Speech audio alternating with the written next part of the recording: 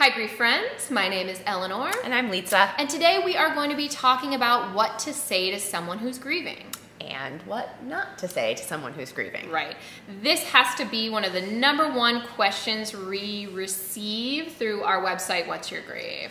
And it's no surprise because we have been there ourselves and we know that feeling when someone who you care about has lost someone and you're looking for the right words and you're worried that you're about to stick your foot in your mouth and you have no idea what you're supposed to say in this situation. And so sometimes you say the wrong thing, sometimes you say nothing at all. Right. And if this is you, please do not feel bad. Lisa and I have both experienced our own losses. We've individually worked in the field of grief and loss for over 10 years each. And I will admit that when someone I know is grieving, I probably sit for at least 30 to minutes to an hour belaboring what to write in that sympathy card, and you bet your bottom dollar that I rehearse what I'm going to say to that person over and over and over again in my head for fear that I'm going to say something wrong. So this is so common. It's not like one person's an expert on it and the other people are just terrible. Like, we're all just trying to be there for people we love. Sometimes we get it right and sometimes we stick our foot in our mouth. Exactly. So today we want to give you some tips that will hopefully let you feel a little bit more secure as you talk to someone who has had a loss. The first thing we want to talk about before we get into some specifics is just reframing this idea of what your role is, right? Yeah. So sometimes we think that when we are going to say something to someone who's grieving, that what we're trying to do is comfort them. Right. Yes, absolutely. Because comfort often works. So what comfort does is when we comfort somebody, we're trying to take away their pain. We're trying to fix the problem. And this has worked in our lives from time to time, right? If a kid falls off a bike and skins their knee, we offer them comfort. We say it's okay. We give them a Band-Aid. We give them hugs. We comfort them. And we try to help them to ease that pain, take away that pain. It works in certain scenarios. The problem after somebody's experienced the death of a loved one is there is not one single thing on this green earth that you can say that will take away their pain. Exactly. And they probably don't really want you to try. No. What most people want is just to know that you're there for them, that you're going to be there to support them, that actually you can be present with their pain, you're not scared off by it, and that you can acknowledge that what they're going through is devastating, incredibly painful, and not try to take that away from them. Absolutely. So here's what we want you to do right now. We want you to say, I am not a grief comforter, I am a grief supporter. Say it with us. I am not a grief comforter, I am a grief supporter. All right, say it on your own. Got it. We'll wait.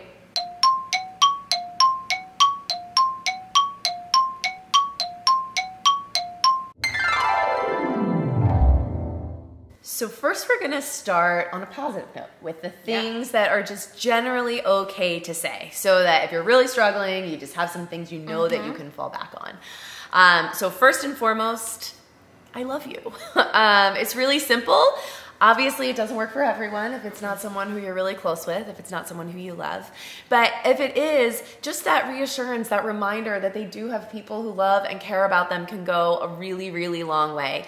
And if it's not someone who you would normally say, I love you to, maybe it's something like, I'm here for you if you need anything. I'm checking in because I want you to know that I'm here. So conveying that same idea, that they know that there's people who are there for them. If you don't want to go with either of those, or in addition to either of those, another great thing is just sharing something about that person who died. So maybe that is just your favorite quality about them. I loved that your mom was such an incredibly generous person and a really good cook. Or maybe it's sharing a memory. Every time I think about your brother, I remember that time that we went to the beach and, whatever happened, and sharing that memory, because memories in grief become just such a huge gift to people that they're not going to have the opportunity to make new memories with this person and to be able to share the stories, those memories. Those are ways that they'll continue to feel connected to the person who died. And what if they didn't know the person who died? Oh, that's a good don't question. have a memory to share. Yes. So I think that if they didn't know the person who died, one thing that you can always do is just ask, right? Ask that person who is grieving to tell you a little bit about the person. And that can actually be really, really comforting for that person to know that people still want them to talk about their loved one. People can still get to know their loved one through their stories about them. Definitely. That is really great advice. And those are all things that are great to say immediately following the loss. Yes. And which you can continue to say, I think, forever. So saying things like, I love you, I'm here for you, I'm just checking in on you.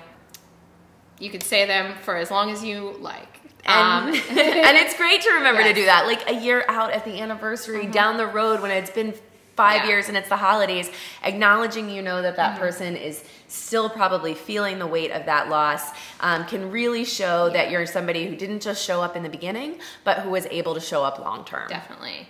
A subcategory of this are things that are okay to say, but maybe not immediately following the loss. So things that might be okay to say someday, but which you're going to maybe want to hold on to for a little bit and not say right away. So in grief, we know that timing is everything, and sharing certain truths, comments, and beliefs may not be that helpful until after some time has passed. This may be something that you want to consider, especially if you are somebody who's been through loss yourself. So you, having experienced this maybe years ago, months ago, however long, can see grief in kind of a step back sort of way, in that longer term way. But remember, in those early days when all you could see was what was directly ahead of you, and all you could see was your pain and the loss. So there are some things that you might not want to say, knowing that that person's scope often is very narrow and limited. So things like, you'll grow from this, probably true. People do find strength and feel that they grow stronger after they've been grieving for some time, but it's not always the most helpful thing to hear at the outset. Yes. Even things like, everything's gonna be okay, can sometimes be jarring to people who are grieving, because for many people, the next thought that they have is, how could I ever be okay if my son is dead? How could I ever feel normal again when what I'm feeling is so intense and extreme? So for some people, it might be comforting to hear things like, you're gonna be okay. For others, it might not. So we want you to maybe consider that before saying these things, and when in doubt, maybe hold off a little while before talking about certain truths and realities that you think are going to be coming down the road for that person. Yeah, and I think that's actually like a good transition into this other thing. Certain truths and realities, they might just not be the right thing to say at all. Like there's some stuff that's objectively true that we shouldn't say. Like never. Like never. Like never. Ever, ever. Okay. Like that tendency that some people might say to say, everyone dies eventually. Yeah, that's true, but that's not helpful. It doesn't help me at all. There's other ones that we hear too, like maybe it's describing something that was true, like, oh, you know what? He thought you were mad at him because you hadn't called him or texted him in like a couple of weeks. That might be true, but that's not what they need to hear, right? And sometimes it just comes out. Other things that you might say are like, well, at least he lived to be 92 and had such a great life, right? That's true, but that might not be the thing that they need to hear right now. So you want to be careful when you're falling back on just these things that feel like objective truths. They might not always be the right thing to say. Right. My favorite category of things that are okay to say, we're going back to okay. Yes. Are things that are okay to say if you know your audience. Yes. So these are the things that you can say if you knew the person pretty well. Then you can probably guess how these comments will come off. So anything that might be straightforward, sarcastic, or things that are even religious in nature, if you don't know the person, and if you don't know if they would appreciate a sarcastic comment, if you don't know their religious beliefs, then when in doubt, leave it out. So things like, this sucks, or she's with God now, or even things about, you know, just kind of being involved in the situation and their grief and being there. Things like, I'm coming over right now. Now, if you know the person well and you know that they're going to open the door for you, that's a good thing to say. But if you don't know the person, it might sound pretty awkward and scary. So just make sure that you know the person before saying certain things that might not be appropriate for all audiences. Absolutely. So one of the other things we want to warn of is a really common thing that goes back to that want we often have to take away someone's pain or to comfort a person.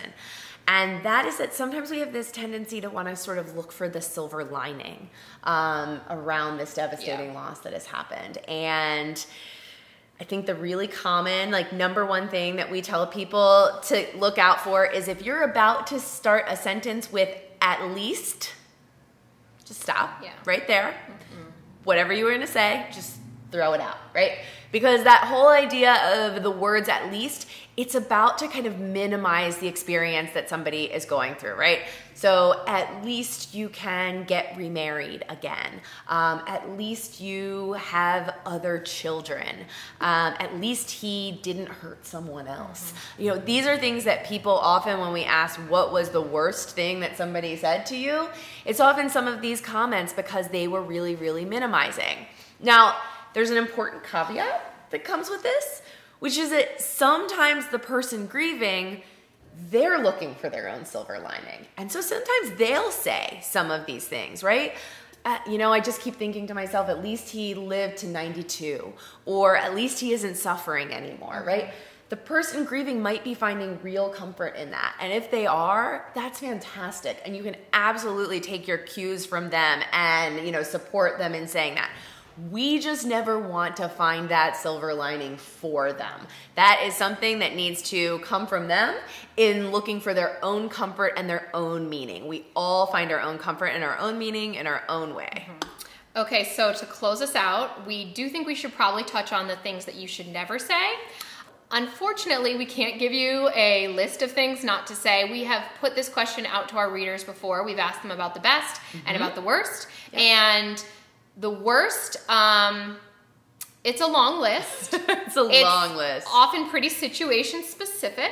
And many of the comments on that list would really surprise you. Yes. So things like, well, what did he expect? He put himself in this position.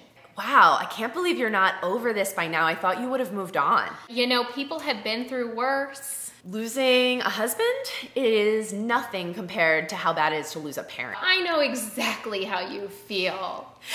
That one probably being the most common on the worst things to say list. Yes, so just a few don'ts, categorical don'ts.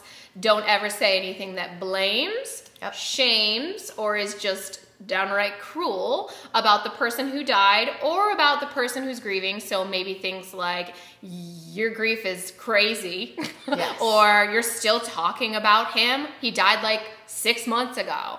Anything like that. And never anything that minimizes their grief, as we've already sort of touched on. Compares grief, so this grief is not as bad as that grief, right? Or that tries to kind of steal someone else's grief. So like, boy, you think you're in pain, imagine how I'm feeling. So, to wrap this up, we don't want you to feel panicked. We want you to feel reassured that if you follow some of these tips and rules, you're probably in good shape. Yeah. We also want you to know that we think that just the fact that you're here and watching this video shows that you're a thoughtful, caring, compassionate friend who's looking for the right things to say and do. Chances are that's going to come through.